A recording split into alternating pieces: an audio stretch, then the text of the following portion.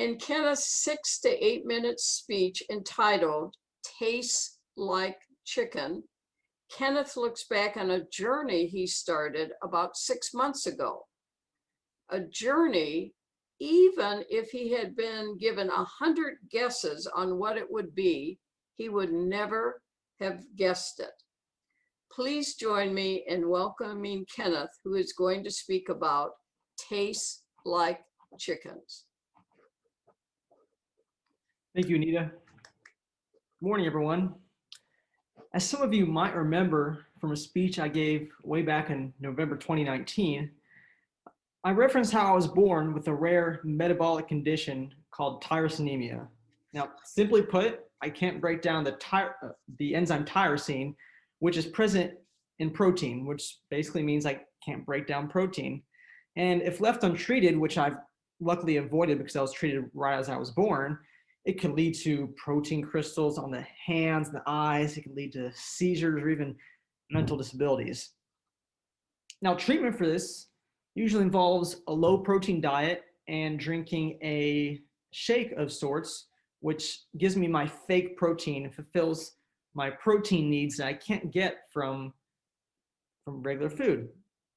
So unless I want to have a few hundred calories worth of food, that means no meat, because a low protein diet involves for me, around 15 to 20 grams a day. And the average person's protein intake is about 55.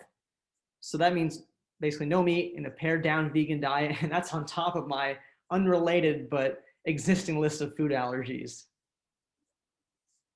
So how do I ensure that I'm doing enough to prevent any sort of onset of symptoms?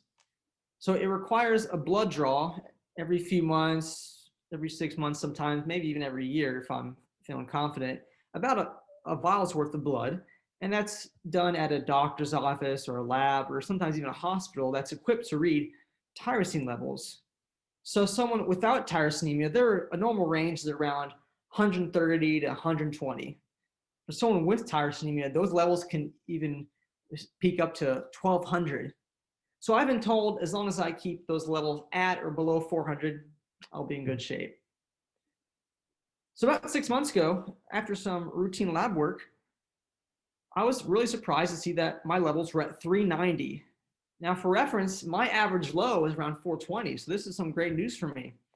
So my doctors told me that I can try partaking in a protein challenge of sorts. So basically increasing my protein intake slightly and seeing what happens to those tyrosine levels.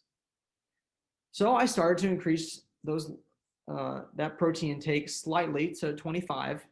And that didn't really change my diet too much. I just had a few chips, a few extra chips or a few extra pretzels, something to bump up that extra 5 grams of protein. So I came back a few weeks later and those levels were surprisingly still low enough. That warranted my ability to up it even further to 30 grams. So I started to incorporate some higher protein vegan meat alternatives, those vegan burgers, those fake chicken nuggets. And then I went back and my levels were still in range. And that led me to ask my doctor a question. My question was, is vegan protein the same as protein that you get from meat? I don't know, I'm not a doctor, I'm not a nutritionist. And they came back and said, protein is protein. So I was just given the green light to try meat, but just with the added caution not to go overboard, because I was told that most people struggle eating a small portion of meat in one day, let alone one sitting. But I didn't have any issue or problem with having that restriction because I knew that what the symptoms were of tyrosinemia. That was enough motivation to not go overboard. So this opened up a whole new world for me because up until now, I had limited food options. It was even a running joke with me and my friends on how little my food options were. Heck, if you were to even go to my Twitter, my bio states, Kenneth Rifkin, I can't eat anything. It's been like that ever since I got Twitter. So I started my quest of trying meat, and I tried a lot of the simple things, and a lot of things that I envied people having when I was a kid. I started trying bacon, which is my favorite thus far, lunch meat slices, chicken nuggets, cheeseburgers, tuna. And this might be controversial, but my wife loves it, and I love it too. Hawaiian pizza. So my wife was obviously very excited to watch me go through this journey, but I was a little apprehensive because I wasn't sure if even the smell of meat would take my tyrosine levels through the roof. And what would happen from there? Would I start having seizures? Would I start having minor or major symptoms? I don't know. But much to my relief, that never came because my next round of levels showed I was still good. I could up my intake to 40. And then my most recent one after that showed that I could even try pushing it to 45. Now, this is all fantastic. Don't get me wrong. If my levels were to rise where they were a year ago, that's fine because your body changes all the time. I'm not treating this as some sort of permanent thing. So if this is actually a forever thing, that'd be great. What actually got to me more outside of the physical aspect of this and the potential symptoms was the mental part about this, because once I was given that green light and I tried meat for the first time, it didn't feel like real life. It felt like I was in some sort of bizarro world, that it's not that my last 27 years of life were a lie, because clearly the level showed I wasn't able to do this before, but still, it just felt like I was cheating at life. That I was, yes, I have tyrosinemia, but I can still do X, Y, and Z, even though that's not even close to what you can do when you have the textbook definition of tyrosinemia. I was having an identity crisis because up until this point, I always said, I'm Kenneth Rifkin. I can't eat anything.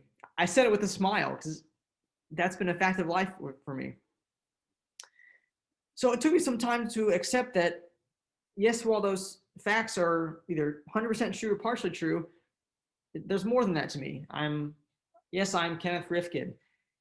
I'm nice, I'm smart, I'm witty, I'm caring, I'm a husband, I'm a friend, I'm a son.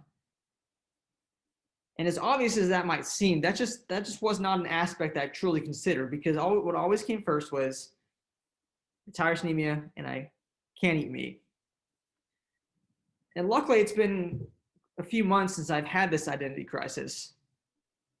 But after revisiting that feeling as I started to write this speech, I can appreciate how far I've come. I can appreciate the shift to my new normal, because I'm going to take it one day at a time. I'm going to enjoy it, no matter how long this lasts. Thank you.